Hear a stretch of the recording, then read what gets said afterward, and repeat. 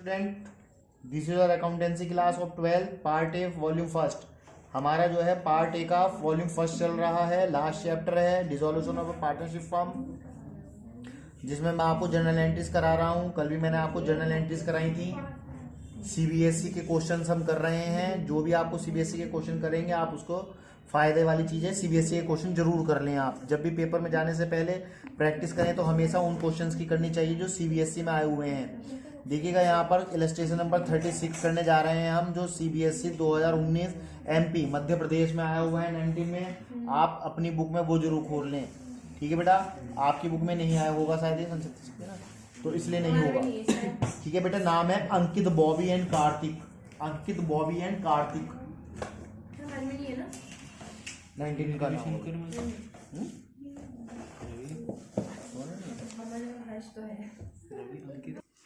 ठीक है बेटा। तो सबसे पहले सीबीएसई क्वेश्चन आया हुआ Ankit Bobby and Kartik ABK were partner in a firm sharing profit in the ratio 4:3:3। The firm was dissolved on 31st March 2018. Pass the necessary journal entry for the following transactions after various assets other than cash and bank and third party liabilities had been transferred to realization account। यानी कि आप ये सोच के चलें कि आपका ये सारा सामान जो भी एसेट्स थी और आउटसाइड लाइबिलिटीज थी रियलाइजेशन में ट्रांसफर हो चुकी है ना, लिख चुके हैं आप, रिकॉर्ड कर चुके हैं। तो उसके अकॉर्डिंग आप इसको सॉल्व करें। The firm had stock of 80,000. Ankit took over 50% of the stock at a discount of 20%, while the remaining stock was sold off at a profit of 30% on cost। देखिए कितनी प्यारी बात कही है। स्टॉक, आधा स्टॉक तो लेकर जा रहा है अंकित, तो अंकित से पैसे आप डिडक्ट कर लेंगे, नहीं करेंगे? तो अंकित को डेबिट कर लें आप। कितने रुपए से करेंगे ये मैं बताता हूं आपको। देखिएगा, जब अंकित टुक ओवर 50%, तो 80,000 का 50% आता है 40,000, लेकिन 20% की डिस्काउंट भी काट लो। 40,000 का 20% 8,000, तो बेटे 32,000 रुपीज में लेकर जा रहा है। पहले तो ये बताओ, ये 32,000 तो आपकी समझ में आए कि कोई ना आए? पहले 80,000 का हाफ 40%, 40,000 आया, और वो 20% लेस कर दो उसमें से, तो 40,000 का 20% 8,000, 8,000 40,000 में से लेस करेंगे तो 32,000। अब रिमेनिंग पार्ट कितना बचा हुआ था? वो भी 40 के बचे हुए थे, क्योंकि 50% तो ले जा रहा। 50% मैंने मार्केट में बेच दिया, यानी कि 40,000 रुपए के मैंने मार्केट में बेचे, लेकिन उस पर मार्जिन लिया है मैंने 30%। तो 40,000 रुपए का 30% आया 12,000 रुपए, तो 12,000 का उस पर लिया मैंने प्रॉफिट, तो कितने में सोल्ड किया? 52। 40,000 रुपए का आइटम पे 12,000 रुपए कमाए, तो 52 रुपीज का तो पैसा आएगा कि जाएगा? आएगा। तो बैंक अकाउंट डेबिट कर दीजिएगा, क्योंकि वर्ड्स कम डेबिट होता है। और बेटे किस चीज को? रियलाइजेशन में डाल दें, क्योंकि रियलाइजेशन से संबंधित है, क्योंकि ऑलरेडी स्टॉक हमारा रिकॉर्ड हुआ हुआ। तो ये आ गए हमारे 84,000 रुपीज। बोलो ये बात समझ में आई या नहीं आई? Stock taken by Ankit and sold for cash, और नगद भी बेच दिया और अंकित भी ले गया, दोनों ही बातें हो गई आधा आधा। इस पॉइंट में मरियम आपको समझाना है, अब्दुल्ला, हर्ष, कोई दिक्कत नहीं है ना? चलिए next point. A liability under A suit for damage including creditor was settled at 32,000 as against only 13,000 provided in the books. Total creditor of the firm were 50,000 rupees. तो मुझे अब एक बात ये बता दो, छोटी सी बात बता दो बस, ठीक है बेटा। तो इसमें क्या है, 13,000 की जगह 32,000 रुपए देने तो वो पड़े, और 37 जो रिमेनिंग पार्ट बचा हुआ है वो वाले, तो 69,000 रुपीज आपको पेड करने पड़ेंगे। आपकी जेब से पैसा आएगा कि जाएगा? जाएगा। तो पैसा जो जाता है क्रेडिट होता है, बैंक अकाउंट क्रेडिट कर दीजिएगा। तो डेबिट क्या होगा भैया? रियलाइजेशन। वेरी गुड, क्योंकि आउटसाइड लायबिलिटीज है और वो रिकॉर्ड हुई भी है हमारे पास। For creditors paid of.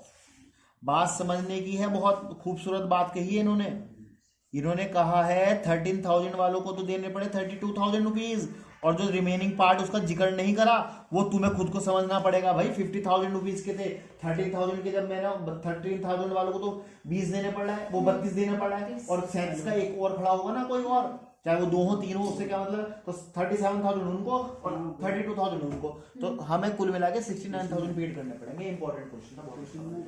बच्चा घूमता है, ऐसे क्वेश्चन आते हैं, एक नंबर की एंट्री बनती है, ये ज्यादा नहीं बनती। तीसरी एंट्री क्या कह रहे हैं, अब ये बताएंगे mister Renu, Bobby sister loan 20,000 was paid off along with the interest of 2,000। बॉबी की सिस्टर का लोन था हमारे जिम्मे, हमने पेड कर दिया, वो भी किसके साथ, मैं ब्याज के 2,000 रुपए का ब्याज लगा कर दिया, तो पैसा आया कि गया, गया। तो पहले तो बैंक से पैसा गया हमारी जेब से बेटा, कितना रुपया, 20,000 असल वाले, हमारी जो प्रिंसिपल अमाउंट 2,000 का, उसका इंटरेस्ट, तो दोनों मिला के 22,000 रुपए गए। और बेटे गया क्या, बिल्कुल सही कहा, रियलाइजेशन, को भी थर्ड पार्टी का था। For Bobby sister loan paid with interest, लिखना चाहो तो विद इंटरेस्ट भी लिख सकते हो, बात बढ़ानी चाहते हो तो बढ़ा सकते हो, 22,000 रुपए। कोई भारी तो नहीं लगी एंट्री भाई, जितने भी टेस्ट का नंबर आएगा दो बताइए, फिर 2-3 में फिर टल जाएगा। और खास तौर पे लड़कियों की वजह से टलता है ये बात भी। तो सानिया वाली होनी है। नहीं, अरबा और सानिया में 2 सकते। अच्छा मैं क्यों बताई थी टेस्ट के टाइम परसों तुमने मन न करती सब नहीं बस। हाँ जी, कार्तिक लोन। अब कार्तिक, पहले ये बताओ कार्तिक है कौन, पार्टनर है ना, तो ये आउटसाइड लायबिलिटीज होती है कि इनसाइड लायबिलिटीज होती है, इनसाइड है ना, इंटरनल है। Kartik loan of 12,000 was settled at 12,500, तो हमने कार्तिक के तो 12,000 ही रिकॉर्ड कर ले थे, लेकिन हमारी जेब से गया कितना, 12,500। तो पैसा गया कहाँ, टू बैंक लिखो पहले, तो पैसा गया हमारी जेब से 2 लाइन 12,500। अब डेबिट क्या होना था, कार्तिक। अब एक बार बताओ, कार्तिक को डेबिट करना था, क्यों करना था, उसको पेड ऑफ करना था। कार्तिक लोन, लेकिन वहां तो 12,000 रुपए रिकॉर्ड थे ना, 500 रुपए तुम्हें कहां से देने पड़ेंगे, और फालतू रियलाइजेशन से देने पड़ेंगे भैया। अगर आप सारे के सारे पैसे रियलाइजेशन में लिख देते, एंट्री जब भी सही मानी जा सकती थी, लेकिन हम फिर ये सोचते ना कि कार्तिक का जो लोन है इंटरनल भी हमने रिकॉर्ड किया हुआ, फिर ये समझते हम, क्या समझते कि हमने कार्तिक का लोन रिकॉर्ड किया हुआ है, फिर ये समझते आप। फॉर कार्तिक लोन पेड या सेटल्ड। 4 एंट्री थी, 1 2 3 4। इस तरह का क्वेश्चन सीबीएसई 2019 में बेटा आया हुआ है, अच्छा क्वेश्चन है, और इससे ज्यादा वो और कुछ नहीं आता है, बस यही क्वेश्चन इस तरह के आते हैं जनरल एंट्रीज के, और जो आपके लिए इंपॉर्टेंट हैं। ठीक है, बहुत इंपॉर्टेंट क्वेश्चंस हैं, इनको अगर आपकी कोई बात समझ में नहीं आ रही होगी तो मुझसे फोन करके पूछ लेंगे, या स्कूल आकर देख लें, मैं आपको समझा दूंगा, एक एक पॉइंट समझा दूंगा। ओके बेटा, ठीक है, कोई भी परेशानी हो पूछ सकते हो। थैंक यू बेटा।